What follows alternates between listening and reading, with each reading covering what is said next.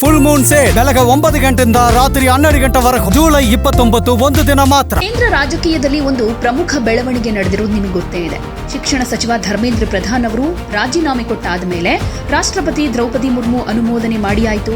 ಇನ್ನು ಮೋದಿ ಅವರ ಸಲಹೆ ಮೇರೆಗೆ ರಾಷ್ಟ್ರಪತಿಗಳು ಪ್ರಸ್ತುತ ಕೇಂದ್ರ ಸಚಿವ ಪ್ರಹ್ಲಾದ್ ಜೋಶಿ ಅವರಿಗೇನೆ ಶಿಕ್ಷಣ ಸಚಿವಾಲಯದ ಹೆಚ್ಚುವರಿ ಜವಾಬ್ದಾರಿಗಳನ್ನು ನೀಡುವುದಕ್ಕೂ ಅನುಮೋದನೆ ಕೊಟ್ಟರು. ಈಗ ಪ್ರಹ್ಲಾದ್ ಜೋಶಿ ಅವರು ನಿರ್ವಹಿಸ್ತಾ ಇರೋ ಸಚಿವಾಲಯಗಳ ಜೊತೆಗೆ ಇಲಾಖೆಯ ಹೆಚ್ಚುವರಿ ಜವಾಬ್ದಾರಿಯನ್ನು ಕೂಡ ತೆಗೆದುಕೊಂಡಿದ್ದಾರೆ. ಪ್ರಹ್ಲಾದ್ ಜೋಶಿ ಅವರು ಪ್ರಧಾನಿ ನರೇಂದ್ರ ಮೋದಿ ಅವರ ವಿಶ್ವಾಸಾರ್ಹ ಕ್ರೈಸಿಸ್ ಮ್ಯಾನೇಜರ್ ಆಗಿದ್ದು, ಇದರ ಜೊತೆ ಶಾಸ್ತ್ರಿ ಭವನಕ್ಕೆ ಕಾಲಿಡ್ತಾ ಇದ್ದಾರೆ. ಈಗಾಗಲೇ ಜೋಶಿ ಅವರು ಕೇಂದ್ರ ಗ್ರಾಹಕ ವ್ಯವಹಾರಗಳು, ಆಹಾರ ಮತ್ತು ಸಾರ್ವಜನಿಕ ವಿತರಣೆ ಹಾಗೂ ನವೀಕರಿಸಬಹುದಾದ ಇಂಧನ ಇಲಾಖೆಗಳನ್ನು ನಿರ್ವಹಿಸ್ತಾ ಇದ್ದಾರೆ. ಪ್ರಹ್ಲಾದ್ ಜೋಶಿ ಅವರ ನೇಮಕ ಸದ್ಯ ನಡೀತಾ ಇರೋ ಮಳೆಗಾಲದ ಅಧಿವೇಶನವನ್ನ ಯಶಸ್ವಿಯಾಗಿ ಸ್ಥಿರವಾಗಿರಿಸೋ ಒಂದು ಭಾಗ ಅಂತಾನೆ ಹೇಳಲಾಗ್ತಾ ಇದೆ. ಈ ಹಿಂದೆ 2019ರಿಂದ 2024 ತನಕ ಜೋಶಿ ಅವರು ಸಂಸದೀಯ ವ್ಯವಹಾರಗಳ ಸಚಿವರಾಗಿ ಕಾರ್ಯನಿರ್ವಹಿಸಿದ್ರು. ಜೊತೆಗೆ ಜೋಶಿ ಒಮ್ಮತ ನಿರ್ಮಾಣ ಹಾಗೆ ಸಭಾ ನಿರ್ವಹಣೆ, ಕಠಿಣ ಚರ್ಚೆಗಳನ್ನು ನಡೆಸೋ ವ್ಯಾಪಕ ಅನುಭವವನ್ನು ಹೊಂದಿದ್ದಾರೆ.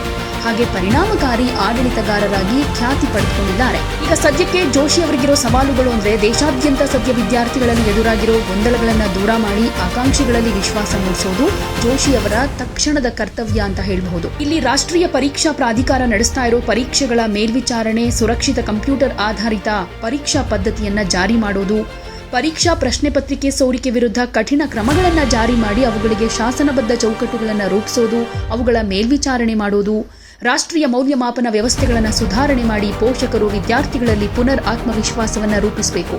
ವಿದ್ಯಾರ್ಥಿಗಳು ಹಾಗೆ ಶೈಕ್ಷಣಿಕ ಸಂಸ್ಥೆಗಳ ಜೊತೆ ಪಾರದರ್ಶಕ ಸಂವಹನವನ್ನು ರೂಪಿಸಬೇಕಾಗಿದೆ.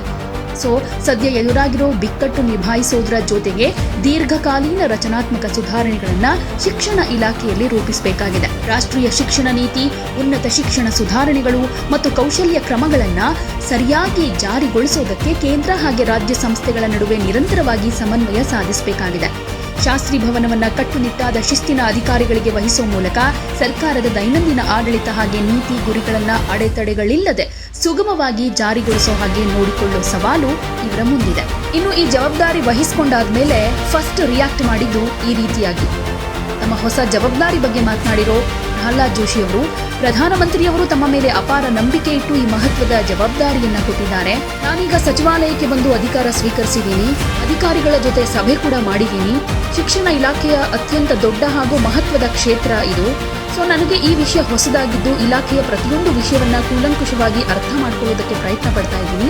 ಸಚಿವಾಲಯದ ಸಂಪೂರ್ಣ ಮಾಹಿತಿ ಪಡೆದ ಮೇಲೆ ವಿವರವಾಗಿ ಮಾತಾಡ್ತೀನಿ ಅಂತ ಹೇಳಿದ್ದಾರೆ. ಹಾಗೆ ಸಚಿವರಾಗಿ ಅಧಿಕಾರ ವಹಿಸಿಕೊಂಡ ಮೊದಲ ದಿನವೇ ಇಲಾಖೆಯ ಹಿರಿಯ ಅಧಿಕಾರಿಗಳ ಜೊತೆ ಸುದೀರ್ಘ ಸಭೆಯನ್ನ ಕೂಡ ಮಾಡಿರೋ ಅವರು ಶೀಘ್ರದಲ್ಲೇ ತಮ್ಮ ಮುಂದಿನ ಆದ್ಯತೆಗಳು ಹಾಗೆ ಯೋಜನೆಗಳ ಬಗ್ಗೆ ಚರ್ಚೆ ಮಾಡೋದಾಗಿ ಕೂಡ ತಿಳಿಸಿದ್ದಾರೆ. शिक्षा मंत्री के तौर पर क्या प्राथमिकताएं हैं और किस तरह से आप इस चैलेंज को ले रहे हैं? माननीय प्रधानमंत्री जी ने पूरा विश्वास रख के मुझे ये जिम्मेदारी सौंपा है. मैं कल कर्नाटक में था, रात को इधर पहुंच के मैं आज सुबह इधर आके चार्ज लिया हूँ, कार्यभार संभाला हूँ. पूरा डिटेल्स जो भी इधर अभी हमको देखना है, निर्णय लेना है, इस सब के बारे में इंफॉर्मेशन लेने का और पूरा मिनिस्ट्री समझने का कोशिश मैंने किया हूँ. लगभग 11 बजे से अभी 3 बज रहे हैं, 3 बजे तक हम कंटिन्यूसली मीटिंग किया है. मुझे विषय नया है, पूरा समझने के बाद डिटेल में आपसे बात करूँगा. मैंने आज चार्ज भी लिया हूँ और सीनियर ऑफिसर्स पे डिटेल में बातचीत करने का कोशिश किया हूँ. ये बहुत बड़ी डिपार्टमेंट है, इसलिए पूरा समझ के मैं आपके साथ बात करूँगा.